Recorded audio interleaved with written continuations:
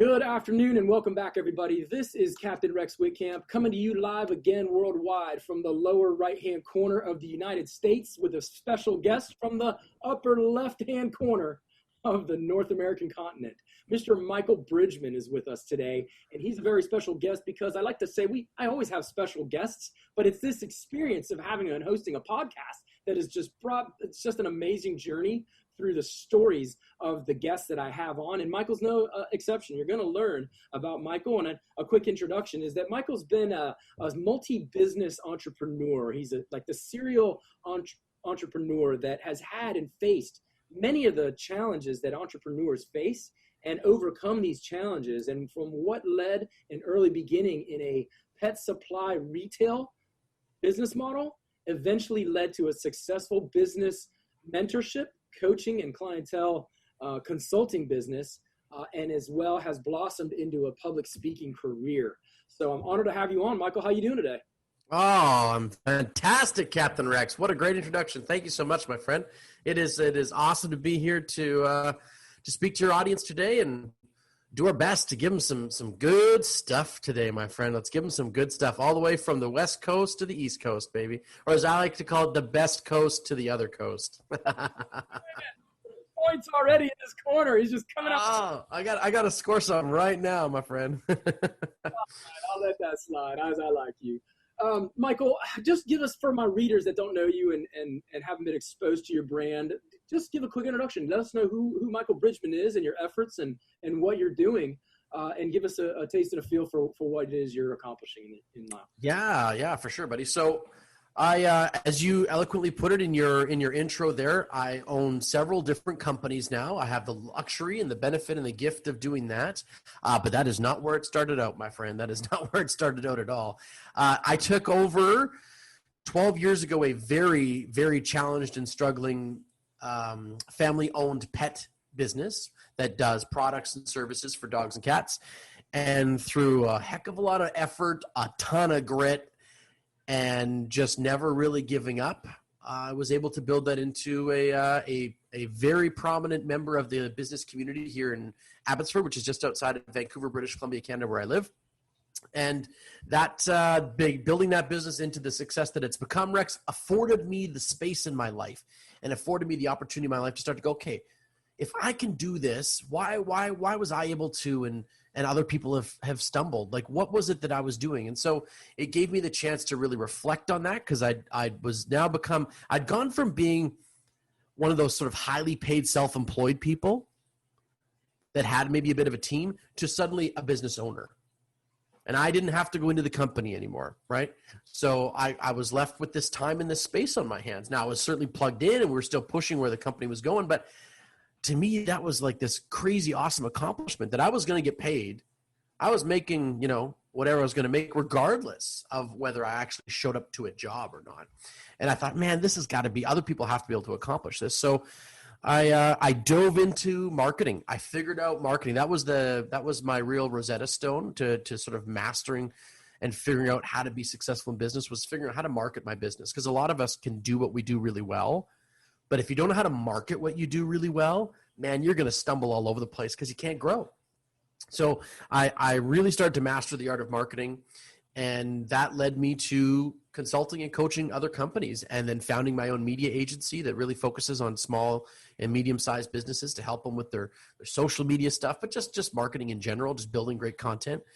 And then it led me to where you and I discovered each other, which is in our mutual adoration and love and pursuit of speaking and the opportunity to grab a microphone, help other people on a mass scale. So that's been kind of my trajectory over the last dozen years. And a lot of it is just pure evolutionary hard work that's kind of got me to where I am now. Wow, fantastic. It's such a roller coaster for entrepreneurs to take that leap and then experience, once they take the leap, that they are now in a full-blown roller coaster for their career and business pursuits. And then what you mentioned, that you started off doing something and then it led you to do something else, and then that led you to do something else. That's a real live thing that happens to people when they make the step out into their life and their arena for following a passion. And Absolutely. I got a copy of your book. Thank you for forwarding that along. Yeah.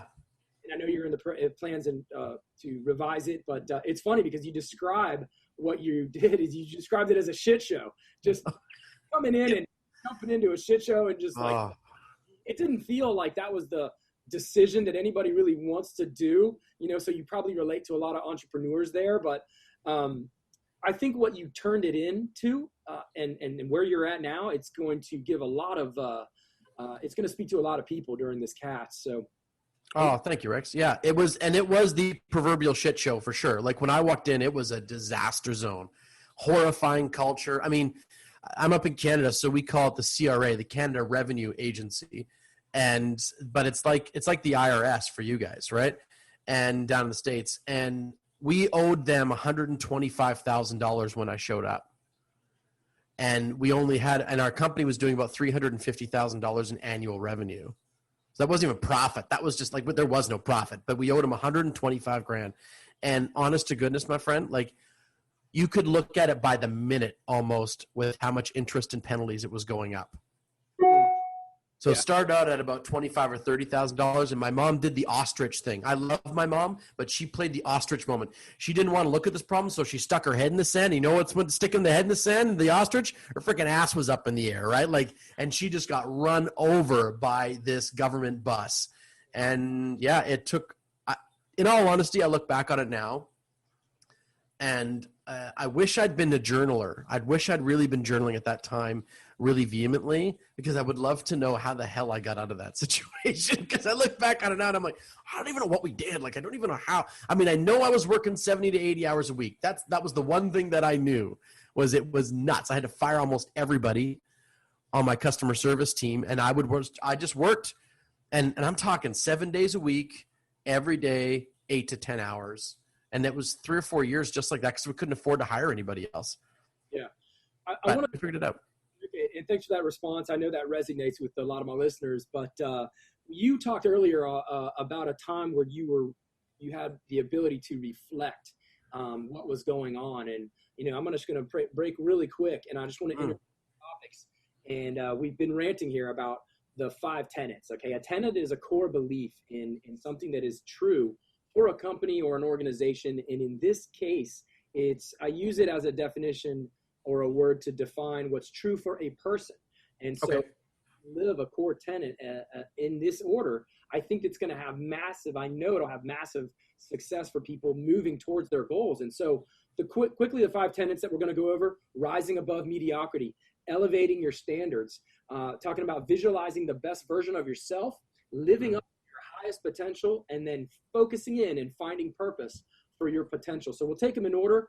And Michael, talk to us about when you were rising above mediocrity. When you saw what was going on, you knew something had to change. So you had to then prompt action for yourself and begin your rise above the mediocrity you found around you.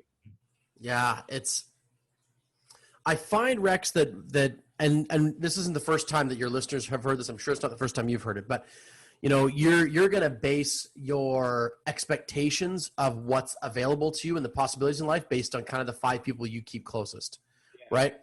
And because I was not always an entrepreneur. Like, I was not always an entrepreneur. My first career was as a professional actor, in fact. So I was not an entrepreneur. I was a professional tray carrier, if you know what I mean. Like, that's what I was doing for a living, and I'd occasionally book a commercial, right? Like, I was a professional actor. So getting into business was something I really stumbled into. So mediocrity was just my norm. Like, that was my default setting, because frankly, I had no idea what better looked like. I had no clue what better looked like. And I think a lot of people, it's tough for them to identify what better looks like, because we think in pictures, right? I mean, we don't think in, like, you and I can have an abstract conversation about anything. We're two, pretty smart dudes. And I'm sure your listeners feel the same.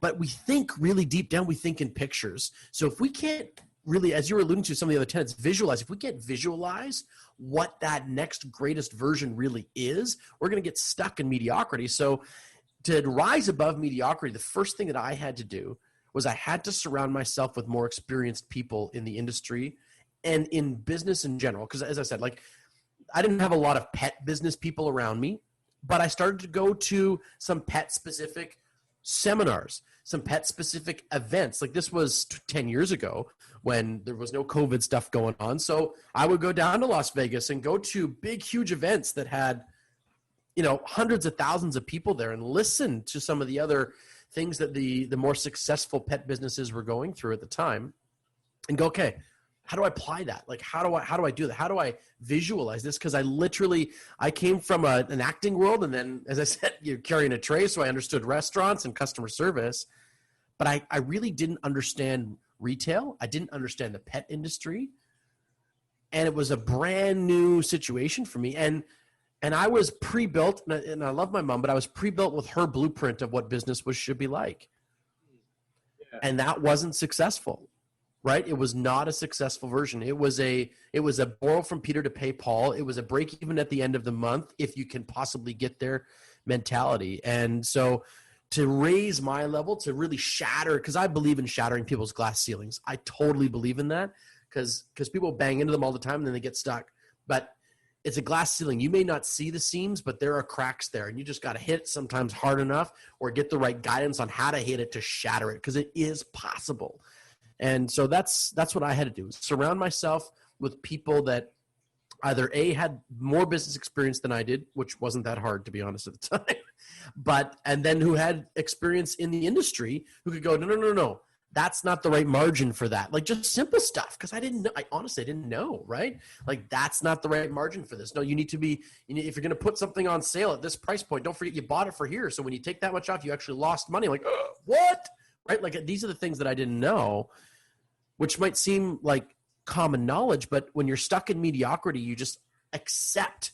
I think that's one of the biggest things for me is that most people who are stuck in mediocrity, they accept those rules. Yeah. As real. As a realistic viewpoint on them. Yeah. That's right. They say, no, you're right. These are the edges of the sandbox. Like, the hell with that, man. The sandbox goes on forever. Just because somebody put some boards up where you happen to be sitting does not mean the beach doesn't keep going. And for me, that was a big, big deal, was just understanding that the rules that have been laid down were not concrete. They were just someone else's expectations of what reality was like. Yeah, and it seems like those stipulations were put on you by societal norms from outside. Sure. And also a little bit of inherited, this is how it is and this is how it's always been mentality, which is mediocre to say the least. But being realistic is the most common path to mediocrity, and that's how Will Smith, the actor Will Smith, thinks about it. So when people say, man, you'll never do that, they'll never do this, and that's the real truth. Well, it may be a reality for them, but that's the most common way directly to leading a life of mediocrity. And so that glass ceiling has to be punched and hit harder if they want to, break through. And that's exactly what you did. And some of that was grit, and some of that was triumph, and some of it was personal experience and suffering. Yeah. And you got over. So, what you found was the ability to elevate your standards. So you said, what I'm doing now, I may not know. I'm going to find some people that know. And when I know better, I will do better. And then in terms of knowing more, you were able to then define a standard for yourself.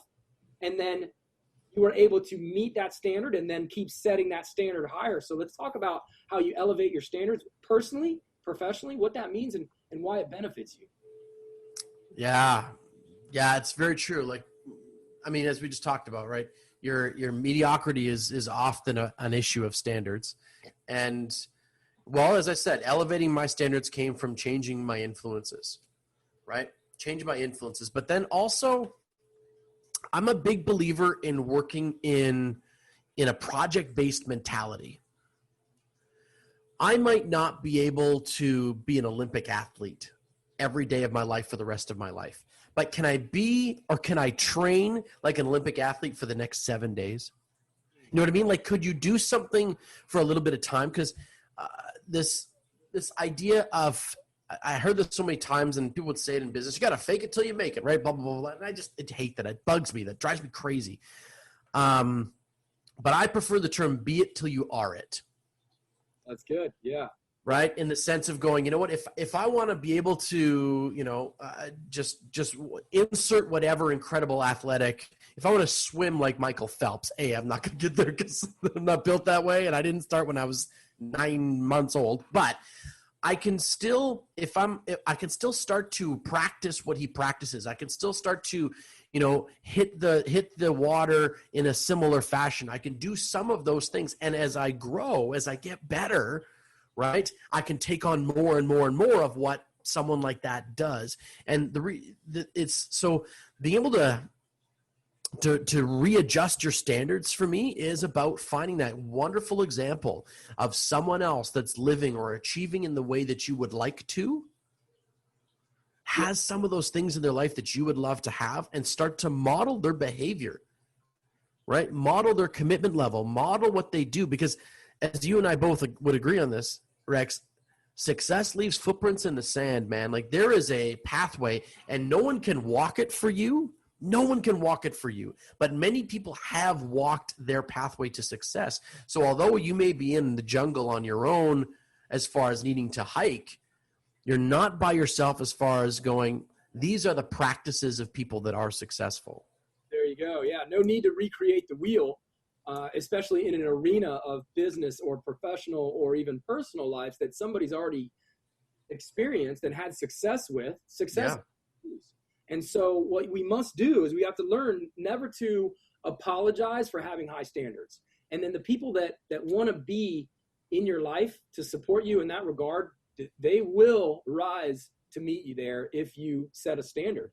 And so that's very good moving forwards. And I'm sure that what you said resonates with a lot of my listeners, because someone is having a challenge that can be overcome if they just make a little change in how they think about it. So yeah, it doesn't have to be crazy. Like that's why I love thinking in smaller term projects. Can I commit to working out 30 minutes a day for the next week? I could do that. Right? And then suddenly you're a week in, you go, man, I just did it for 7 days. Could I do it for 7 more? Sure, I just did it. Right? And then suddenly you're 6 months later. Like I was a marathon runner in my early 30s. You don't run a marathon by picturing the end. Right? At the 2-hour mark, Rex, your legs are exhausted. There is nothing left. Finishing a marathon after 2 hours of running is an act of will, not an act of physical fitness. Right? It's an act of will. There's nothing left. So you're just running from where you are to that next real estate sign. From that real estate sign to that next, lamp post. From that lamp post to the gummy bear station. Like whatever it is. All you're doing is you're doing it in small chunks. And I'm a huge believer that you can get an incredible amount of stuff done if you focus on, yes, your objective is to finish the marathon. But in this moment, in this exact moment, your objective is to get to the fire hydrant. Yep. And somebody once said, how do you eat an elephant? And that's one bite at a time. One bite at a time, yeah.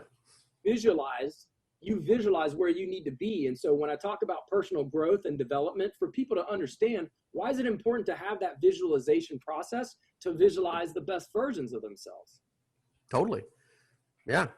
And how can that exercise help people to achieve those goals? If they, as opposed to someone who doesn't do that, they just think that they can go do something. And without visualizing it first, how are they meeting some challenges there when it's better for them to visualize their success? Yeah, I think one of the things in a lot of the work that I've done, and you've been reading my book Unlock, so you're familiar with some of this stuff, but because I talk a lot about people getting to the next level. I could talk a lot about people, setting themselves up to achieve their best version of themselves. But here's the thing that I found, Rex, in workshopping my book a number of times now and workshopping the process. People tend to believe they're only capable of a certain amount of evolution within a time frame, right? If you ask somebody to go, what's life going to look like in 10 years from now, besides the fact that it's going to go summer, fall, winter, spring, summer, like besides that fact, they don't know. They honestly, most of them don't know. So what I recommend for people to always do is if you want to you have to visualize, right? But you got to visualize in chunks. Like visualize what it would be like to live on 30% better than what it is right now, in whatever capacity that is, 30% wealthier or 30% more fit with 30% better of a relationship. And people go, well, how do you quantify that? I don't know for you personally, but if you start to go, what would a better version of my relationship be?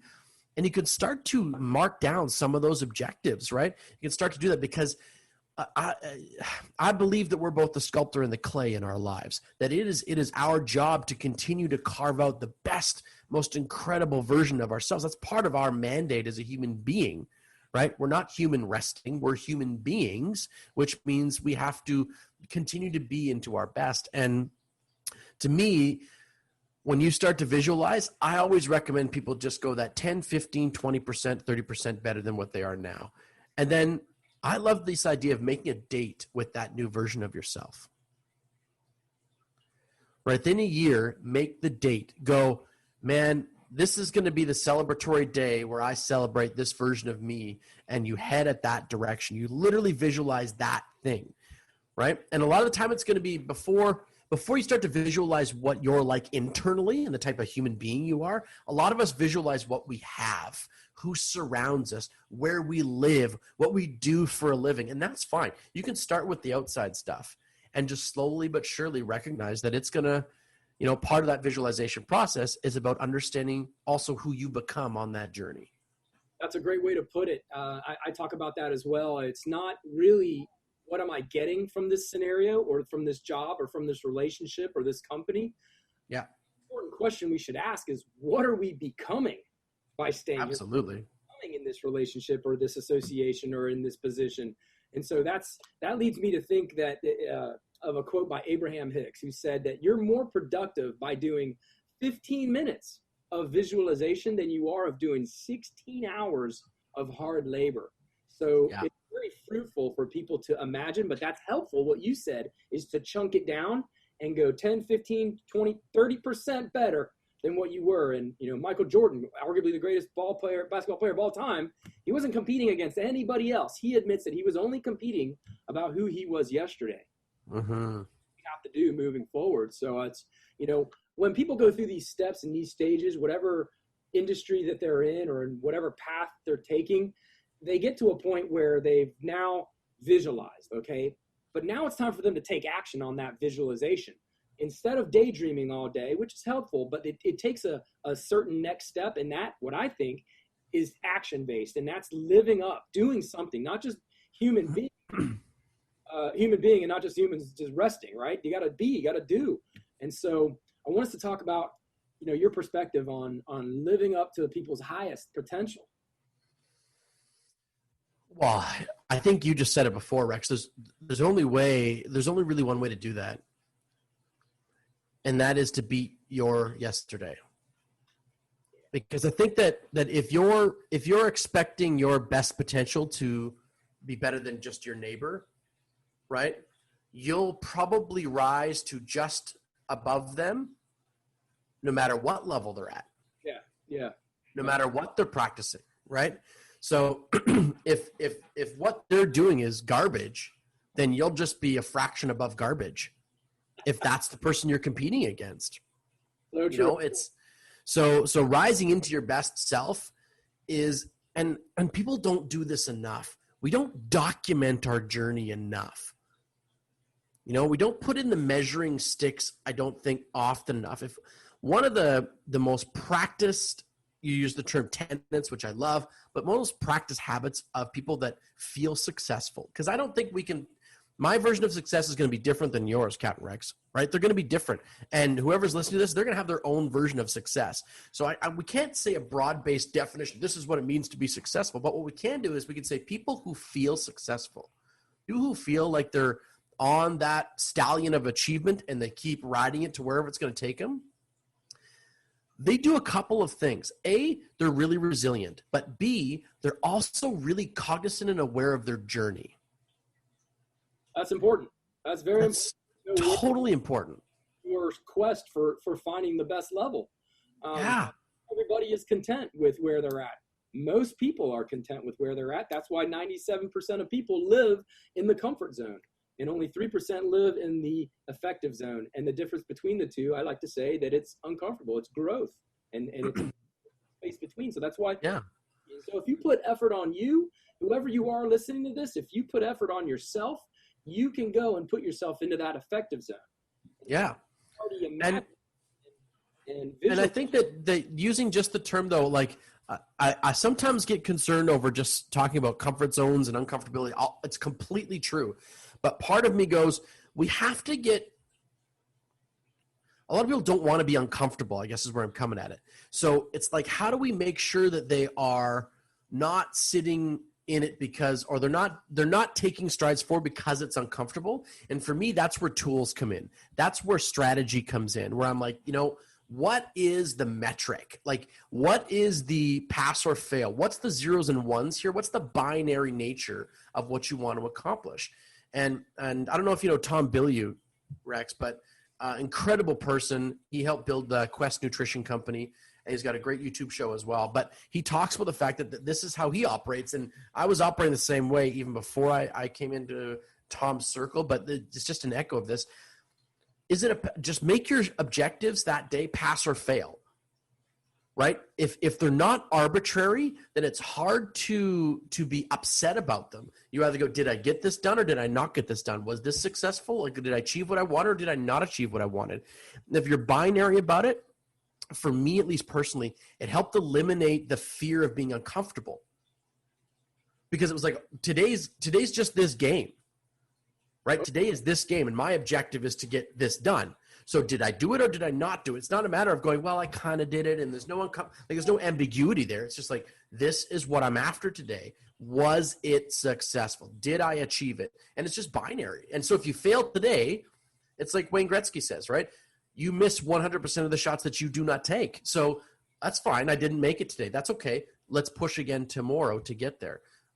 That's fantastic information, Michael, because that resonates with a level of people that only understand the analytical process, the way of thinking in terms of pass, fail, yes, no, accomplish or not accomplish, binary systems of metrics where you're giving it an endpoint, you're giving it a manageable chunking, if you will, 10, 50, 30%, or pass, fail. You're giving people a tool to use in order to fulfill their highest potential. That's real relevant for a lot of people. So because there's so much ambiguity about it, right, Captain Rex? There's so much ambiguity about it. And to me, that's where the uncomfortability comes from. For me personally, when I really was thinking about it, I'm in the muck of it, I'm going, the uncomfortable part is that I failed and I'm rationalizing the failure. Okay. This did not turn out the way I wanted it to, or I didn't get what I wanted to get done today. But now the uncomfortable part is me making up reasons or finding excuses. Yeah. And some of that was overcommitment for sure, but that's also analytical, right? Did I overcommit? Did I not, or did I basically not give enough time for these things, right? And so to me it was pass or fail. So when I started to look at it scientifically that way, it changed it from being this like personal self-talk about, yes, but I was influenced by this today and I had a bad breakfast. And so that threw me off. And, I only had 2 cups of coffee. I really needed 3, which was why but like moving past all that BS, it was just like, did you get it done? No, I didn't. Why? Yeah. I overbooked. I didn't give enough space. I wasn't motivated. Like, yes or no? And then through the uncomfortability of the ambiguousness left. And I was just able to have a frank conversation between myself and myself going, did you succeed or did you not? Did you achieve or did you not achieve? I didn't. Why? I did. Why? Cool. Next day. It makes the process more simple when you give it a simple pass or fail matrix for it, if you will. So that's really helpful, Michael. I appreciate the nugget of wisdom there. And I want to wrap it up here and just kind of get to the last topic. And so once people have fallen down this waterfall, right, where they've risen above their mediocrity, they've elevated their standards, they've gone and they're trying to take action steps toward living the best version of themselves, and they've actively they've done the process, right, and they've gotten to this point. Now it's time to focus all that efforts and give purpose for their potential. When you started off as a business owner and in the shit show, right, when you walked into that, you probably didn't understand at that point that all of your efforts may have been to channel your passions into what you're doing best now, and that's consulting and speaking. And so can you run us through maybe what you can show for some value on the topic of focusing, getting your purpose, and then and all in on that purpose? Well, there's 2 things, I think. So first off, and this may or may not be the first time your audience or yourself hear this, but I believe in the tenet, let's call it, or the concept of your mess becomes your message. Yeah, good one. Yeah. Right? That you're on this planet for a reason. You're going through the shit show that you're going through for a reason. You have a quest, and ultimately part of that journey and that quest is actually figuring out what the quest is, right? As I can't remember, the author once wrote, they're the two greatest days in your life are the greatest day you were born, and the next one is the day you figure out the why you were born, right? So what's that? Mark Twain that said that. Mark Twain, yes, thank you. So for me, this has all been part of that culmination. Like, I think that we're in a process as children of lensing ourselves down to focus and focus and focus and focus and focus further and further and further. And I don't think it's any surprise that people's strongest earning years of their careers are often between 40 and 60. That should be no surprise. It takes that much time and effort and commitment to evolution of who you are to get really fantastic at the skill set that you can put into the marketplace that gives you the greatest results and leverage. So it shouldn't be no surprise, because I think we're in a constant process of narrowing in what we are meant to be to the world, right? Now, that being said, you said something there that, once you achieve these things or once you achieve those things, I want to just give this to your audience too, Rex, that's never finished, right? My wife gave me this sign a long time ago that she says, success is rented and you got to pay the bill every day. Every day. Yep. Every day. So your comfort zone will follow you. Your level of like, it's just going to grow alongside you. You have a tree image right behind your head, and you have those beautiful rungs of the trunk, right? The bark is going to keep growing. Your comfort zone is going to keep swelling with you, which means defining your purpose is an ever evolving thing. I never lose touch with asking myself the question, what am I after? Who is Michael Bridgeman? What's his purpose? How am I delivering value? That question never leaves me. I just get comfortable asking it. And if the answer's been the same thing for 1 year straight, fantastic. That means I'm really rocking and rolling in the right way. But I always, always, always ask the question. I'm in a process of constant self-evaluation. That's not to cut myself down, but to make sure that I'm focusing in that laser beam, but also to be going, am I still in this? Because I think a lot of people make choices. I love the Friedrich Nietzsche quote where he says, many are stubborn in pursuit of their actions, few in pursuit of their goals. Powerful. Yeah. Yeah. Right? Because I think a lot of people, they get totally suckered in to what they're doing rather than where they're going. And they're so busy looking at their feet, they don't look up and realize, man, I have been hiking up the wrong bloody mountain for me and my family for the last 7 years. I don't want to be here. The financial advisor, Dave Ramsey, puts it like this. It's something that you climb the ladder of success only to realize your ladder is leaning on the wrong building. On the wrong building. Yeah. And so for me, yeah, so what I was going to say, Rex, is that when you ask that powerful question, right? That powerful question going, how do you give purpose to this potential that you've got? You reaffirm it every day. You reaffirm it every day, every day, every day. You sharpen that pencil every single day. It is a constant dedication to becoming that best version of you, which also means that if you're in that process, most likely you're not going to wind up somewhere you don't want to be anymore. Perfect. Michael, this has been an absolute honor, and I want to wrap up just by saying thank you for your time. Oh, you're welcome. It's one of the two things that we cannot control in life. It's time and change. And the one thing that you gave us and our audience today is your understanding of the process. And you gave us specific action steps in order to achieve achievement in its end, whatever that may mean. And it's different as we define for everybody. So, and the most real definition of success that I can find is echoed from Napoleon Hill and from others, that says that success is the progressive realization of a ideal.